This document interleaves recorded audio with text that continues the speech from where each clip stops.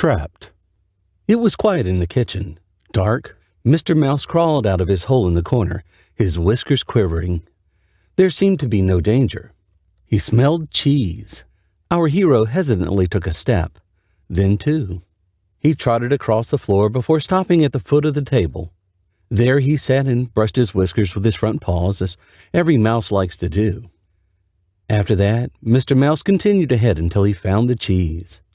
What a feast there'll be, he thought, and began to eat gluttonously.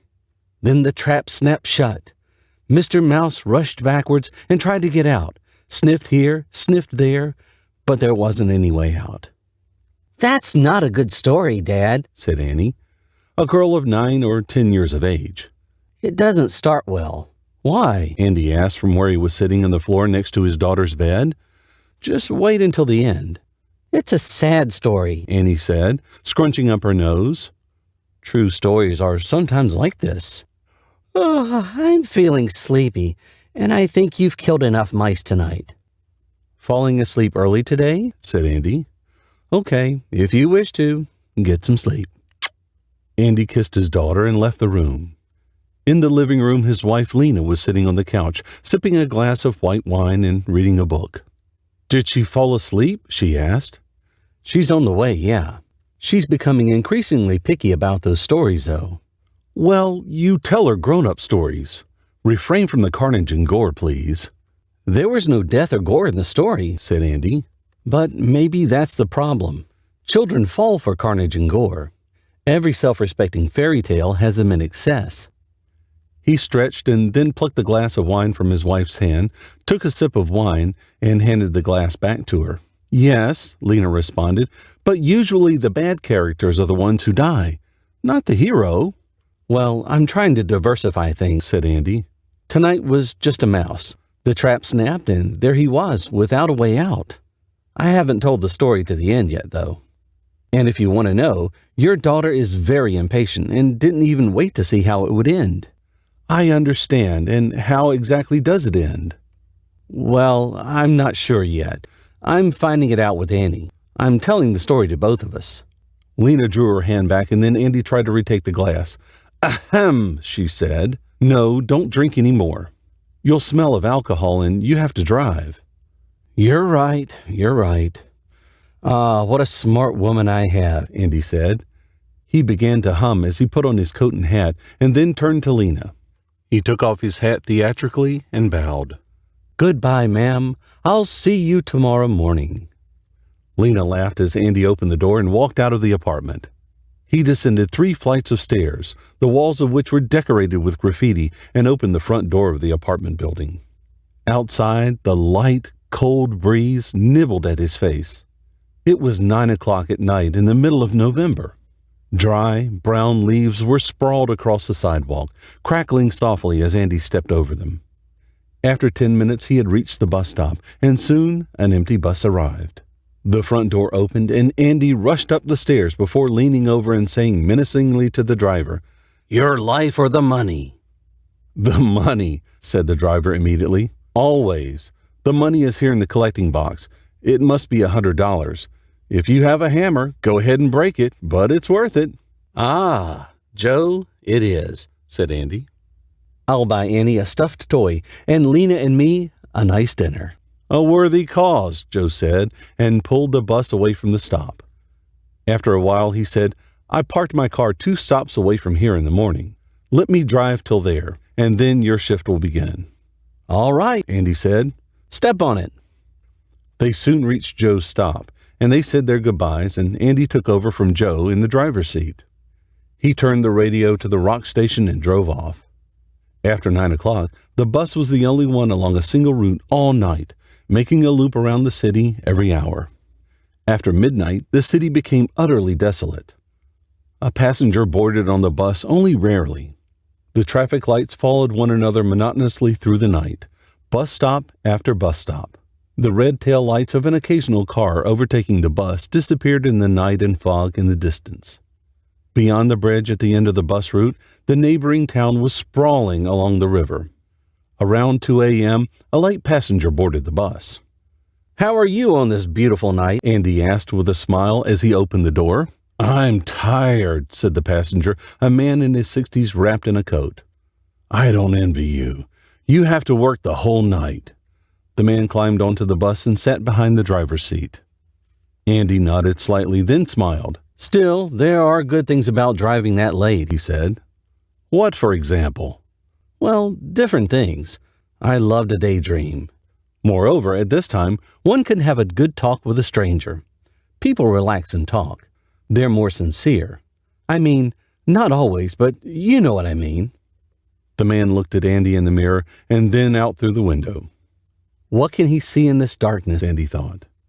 "You do like to talk," the man said finally. "Feeling lonely, are you?" "Yes," Andy said with a short pause. "You could say so.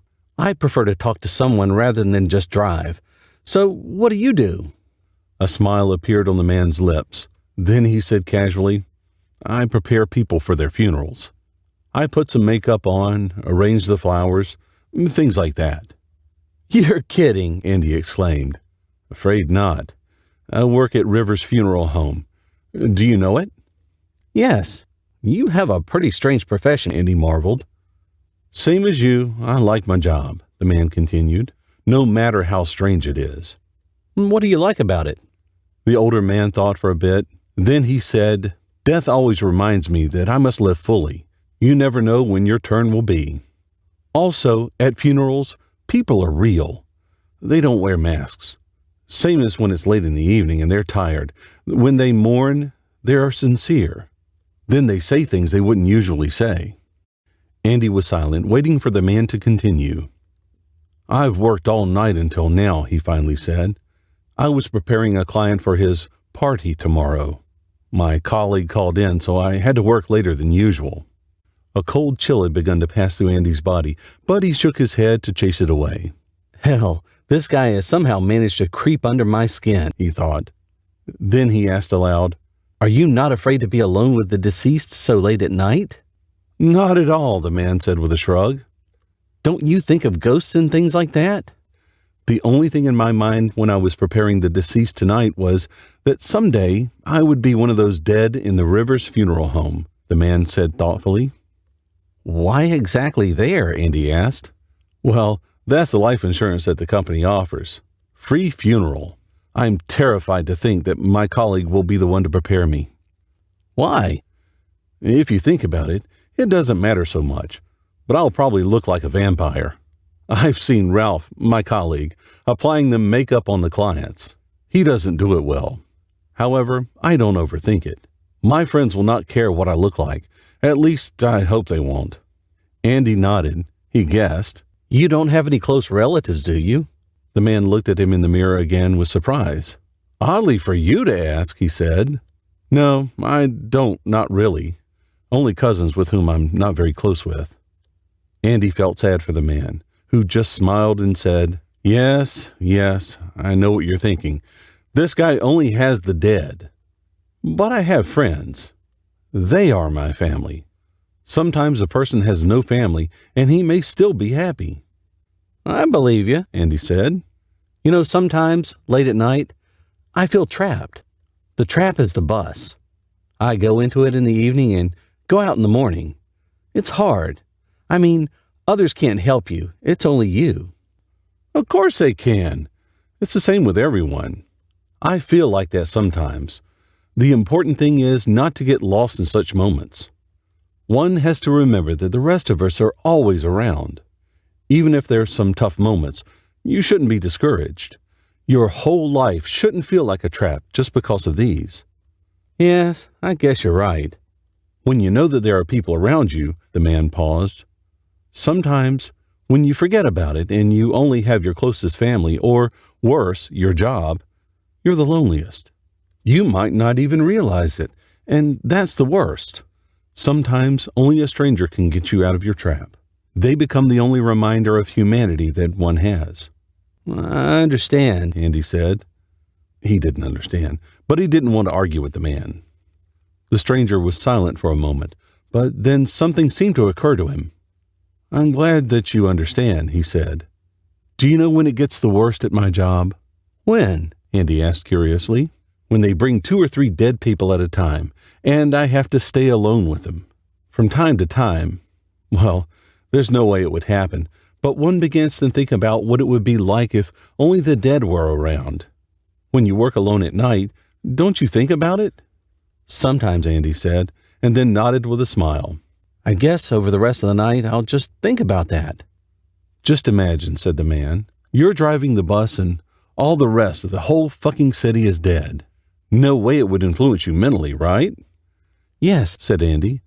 "I even begin to imagine it very clearly." "All right. You'll begin to imagine it perfectly well. The next stop is mine." "You're a real prankster, aren't you?" Andy joked without conviction. The bus stopped and the front door opened. The man came down the stairs and then turned around to say, "Goodbye, Mr. Driver.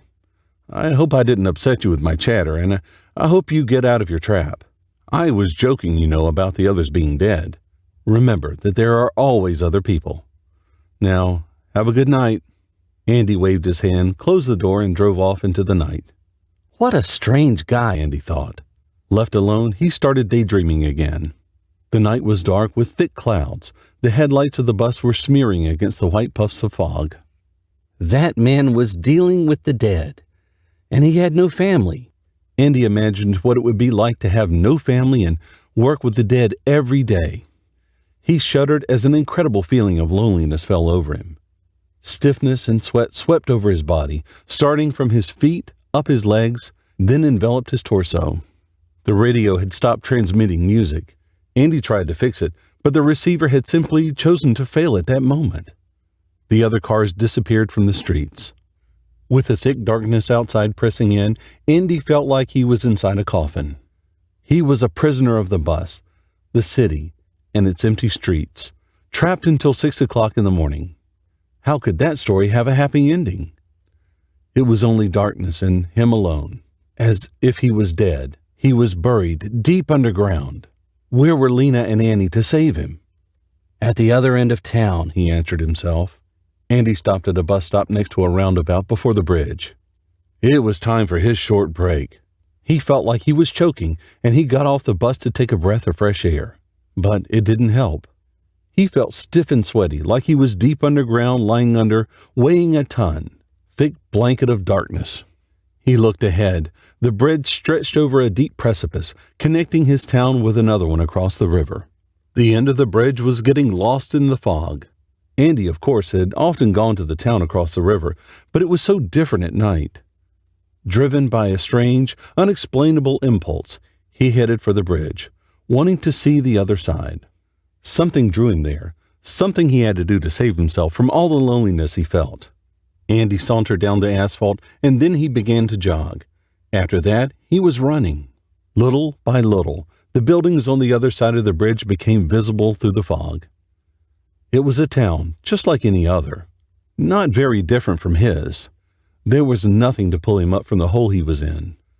Another bus had stopped close to the other end of the bridge, just like Andy's, and next to the bus was a driver smoking a cigarette. It was as if Andy was looking at a reflection of himself. The other driver was looking at him too. Andy raised a hand and waved. The other driver hesitantly waved back. The two men stood staring at each other for a while, and then Andy's counterpart decided that he had a nut job in front of him. Just to be on the safe side, he got into his bus and started the engine. The red shine of the taillights got lost in the dark. Andy turned around with a smile, as seeing the other driver had helped him feel better. He felt alive again, and the stiffness went away. It was dark and foggy on the bridge, but there was more to it, he felt. There was a whole world around him. He was connected to it, not trapped anymore. Andy could hear the water churning beneath the bridge, the whistling of the breeze. He could see the puffs of fog passing by. The air carried a smell of moisture and impending rain. It was cold, but most importantly, Andy didn't feel alone anymore. Andy arrived home around 6:30 in the morning. He opened the door to the apartment, and he was surprised to see his wife and daughter lying on the sofa in the living room, Annie with a wet towel on her forehead. "What's wrong?" Andy asked Lena softly. "She ran a fever all night long. It just went down." "She was up all night long," Lena said. But don't worry, it will go away. I'll take her to the doctor today. It's just the flu." "Daddy," Andy said as she woke up. "how was your shift?" "It was all right," he said. "How are you feeling?" "I'm fine, said Annie.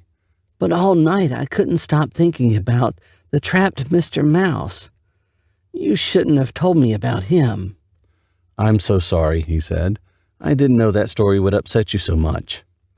"I thought about it and you all night. Somehow you were in a trap and no one would let you out, and you were so lonely." Andy looked at Lena. She just shrugged her shoulders in response. "Daddy, "What is it, Annie?" how can Mr. Mouse get out of the trap?" "How? Well, someone has to let him out, I guess," he said. "A girl comes in the morning and sees the trapped mouse, so she brings the trap out and opens it in the garden. Mr. Mouse rushes out and then he's free." "What if the little girl is sick? Who will set the mouse free? Will he die alone?" "No," Andy said softly. "If it's not the girl, it'll be her mother or somebody else. No one wants the mouse to die in the trap, you know. No one wants him to be lonely. Other people in the world don't want Mr. Mouse to be lonely and to die in the trap. Someone will come and set him free." "You and your stories, Dad," Annie said tiredly, but she was happy with the ending. Then she turned around and fell asleep.